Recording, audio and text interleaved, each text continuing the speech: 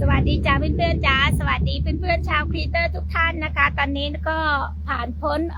แม่น้ำออกมาแล้วนะคะกำลังจะมุ่งหน้าไปที่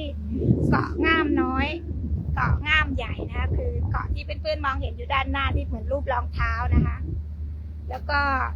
ตรงนี้นะคะเพื่อนๆจ๋าตรงนี้น้องเขาบอกว่าเป็นเกาะเสม็ดนะคะชื่อเกาะเสม็ดแล้วส่วนตรงโน้นเป็นเกาะแรดนะคะเพื่อนๆจะเห็นว่ามีหนอออกมานะคะด้านหน้าตรงโน้นนะคะเพื่อนๆจ๋าจะให้เพื่อนๆชมบริเวณรอบๆนะคะบรรยากาศดีมากช่วงนี้น้ำก็จะใสแล้วนะคะเพื่อนๆจ๋าน้ำก็จะใสแล้วนะพ้นท่าเรือพ้นหมู่บ้านออกมาแล้วนะคะนี่ทริปนี้มีกันแค่4 คนนะคะแล้วก็มีน้องชื่อน้องอะไรนะน้องจำชื่อน้องไม่ได้แล้วน้องก้ามปูน้องก้ามปูบรรยากาศดีมากเลยจ้าเพื่อนๆจ๋าก็แดดไม่ได้ร้อนมากมายนะคะอากาศกำลังดีวันนี้จะมาดำน้ำดูปะการังกันนะคะสวัสดีค่ะสวัสดีจ้าพี่จ๋าสวัสดีที่เข้ามารับชมนะคะ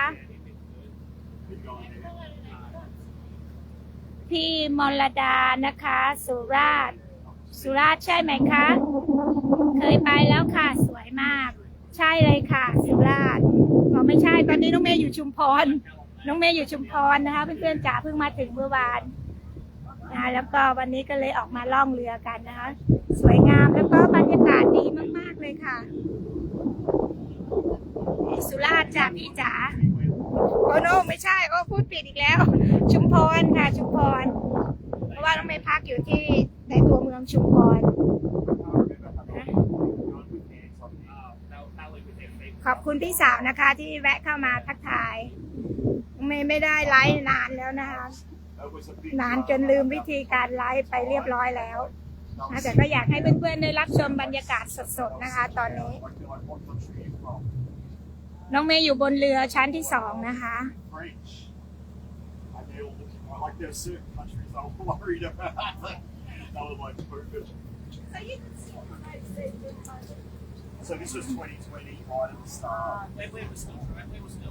อากาศดีจังใช่ค่ะอากาศดีมากฝนไม่ตกนะคะแต่ว่าดูพยากรณ์อากาศว่าวันนี้อาจจะมีฝนตกก็เลยทำให้แดดไม่ร้อนเท่าไหร่นะคะ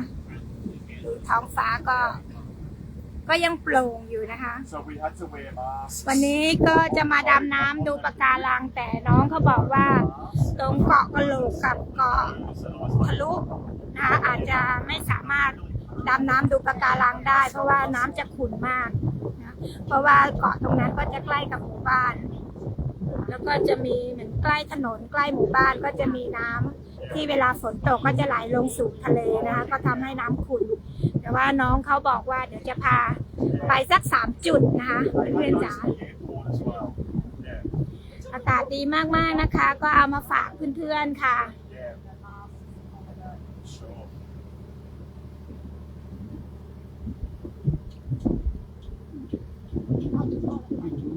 เดี๋ยวยังไงทริปนี้